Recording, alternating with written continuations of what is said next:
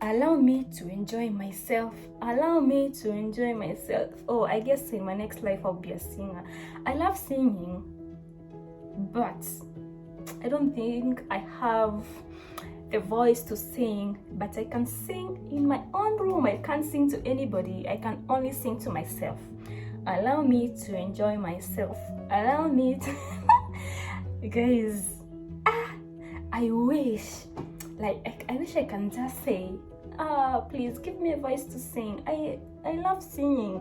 I truly love singing, but oh, it was not given to me. I can't do anything about it. I have to accept myself the way I am and the way God created me, because I don't have a choice. I just have to accept it and love myself the way I am and love what God gave me. Anyway guys, welcome to my YouTube channel. Welcome back to my YouTube channel.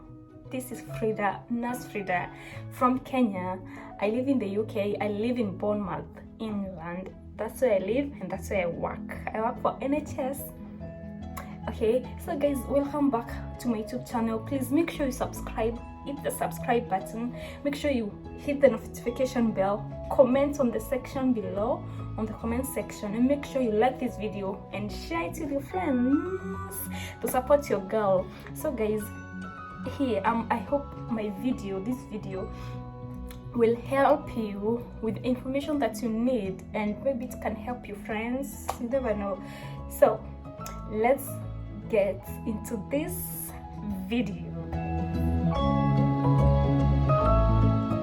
Nursing in the UK, how is it different from where I previously worked in Kenya? Okay, so let's talk about nursing in the UK and nursing in Kenya. Okay guys, so first thing I want to say is that before you become a nurse in the UK, you have to do some exams. First, you have to do a CBT test. That's a theory exam. Okay, and then you have to do English test, that is IELTS, and then after that, congratulations, because that's the big thing that you have to pass. You have to pass IELTS, you have to pass CBT. IELTS, hey, that's exam. It's just that because I had this passion, I had to do that test 3 good times. I had to do IELTS exam 3 times. 1, 2, 3, and you pay after failing that test. You pay again and again and again and again and again. But anyway, God's timing is always the best. That's what I can say. So guys, you have to pass CBT, you have to pass IELTS, and then after this you find yourself an agency which will find an hospital for you, and then after getting an hospital you would just fly in.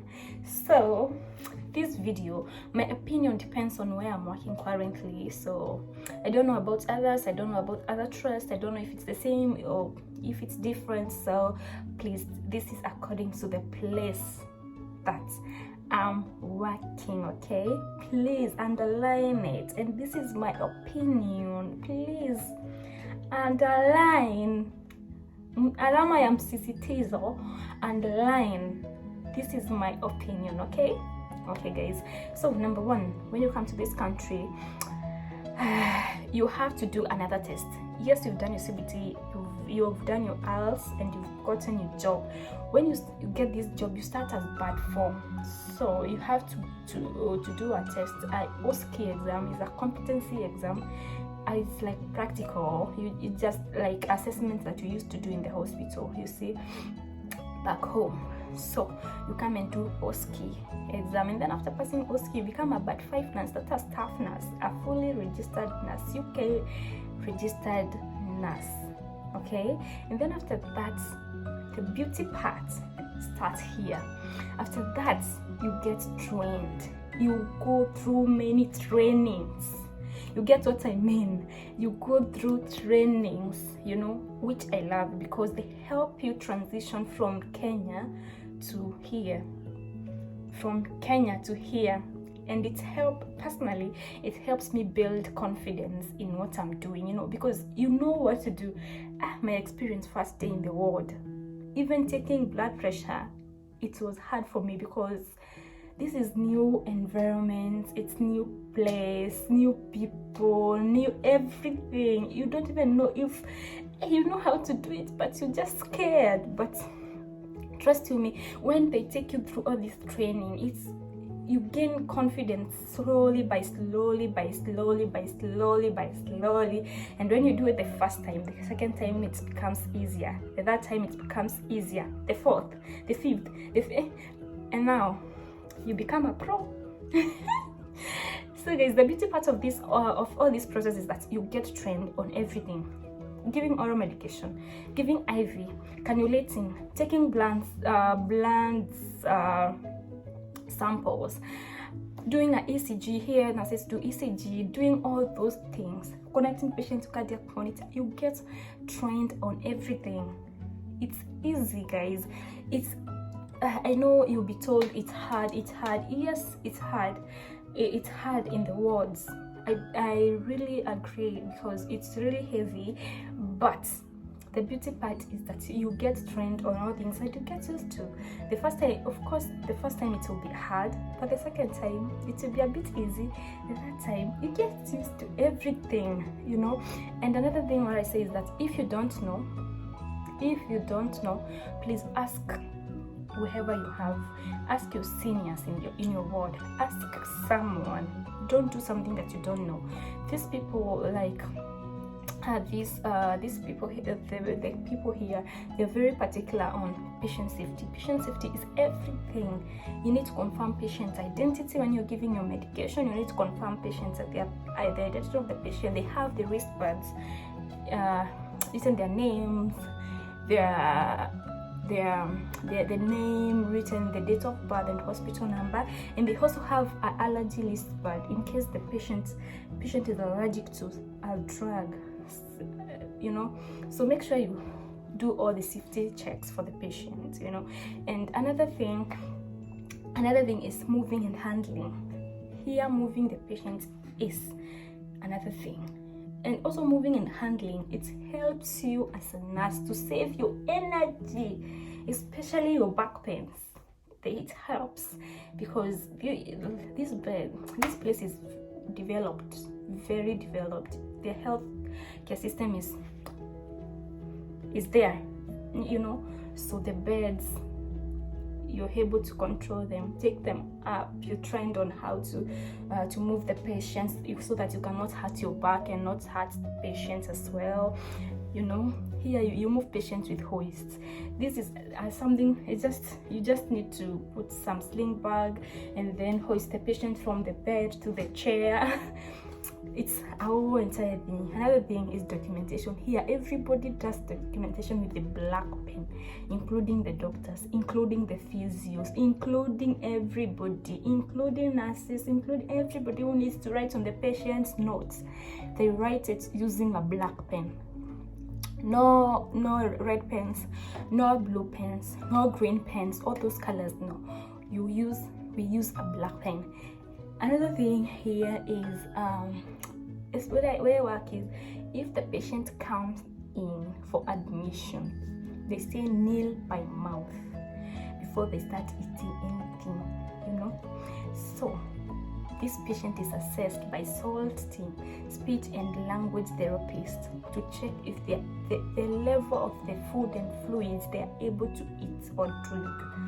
So they will say this patient is able to drink a level 1 fluid, meaning this fluid must be slightly thick. And I don't remember the name of the powder. There's a powder in the ward that you put on the patient's water or on the patient's juice, whichever fluid, to make it a level 1, to make it slightly thick. You use 1 scoop. If you want it to be more thicker, you use 2 scoops. And all of this, the beauty is you get trained. Everything you do here, you get trained of everything. So don't worry, guys. If you want to come, don't worry. Please try your best. Do the exams. Pass your test. Come and you get trained on everything. You don't do anything that you've not been trained to. Even if you know it, don't do it, for your own good and for the patient's safety, because it might be done differently from the way we used to do it back home, or everything is different. And the beauty of it is you will be trained, or you'll be told, or you'll learn slowly by slowly. You take step at a time, okay? Please let nobody scare you. You get trained. It's heavy, I don't refuse. It's heavy to work 12 hours and 30 minutes, but the beauty is you get trained. You are not alone, you have other people, you work as a team, okay? Another thing is here, home we call it a treatment sheet. Here we call it a drug chart, because it has many pages. We have the first page, second, third, fourth, fifth. We have IV. It will depend with trust. That's what I say. Yeah, and then the patient ratio is in where I work is like maybe a maximum of 8 patients. A maximum of 8 patients. That's what I've seen so far. 8 patients per 1 nurse. Okay, and then the pay is good compared to home. They pay well, they pay very well compared to Kenya. And then documentation, and then here we have care plans. Care plans is different from what we used to write home, but like in Kenya, because in Kenya we used to write nursing diagnosis. That's a care plan. You start with assessment, you go to nursing diagnosis, you go to goals, you do the implementation, you do the evaluation, you do all that. Here it's different. The care plans are different. The care plan it's like in our ward. The first page, of course, is the patient details, and then the second page, what's there, I don't remember, but when you see it, you know it, and you get trained on how to do that, all that. So the care plans involve the pressure areas, the pressure areas of the patient. If the pressure areas are intact, how often do you turn this patient? How often has the patient opened their bowels? If not, then because they are placed to indicate if the patient has opened bowels or not. If not, then you escalate it to the doctors and let them know that this patient has not opened their bowels maybe for 3 days. That's indicated that patient, you must give some laxatives. So the doctor prescribes the laxatives, and then you give them to the patient so that they can open their bowels. Here you have to monitor that, okay? Because constipation is the main cause of delirium, okay? Anyway, so guys, beauty of it all is that you will get trained on everything. Everything you get trained. How good is that? It really helps, you know. It helps. So chill, relax, do your exams and come, and you get trained on everything. I'm loving it. I love working here.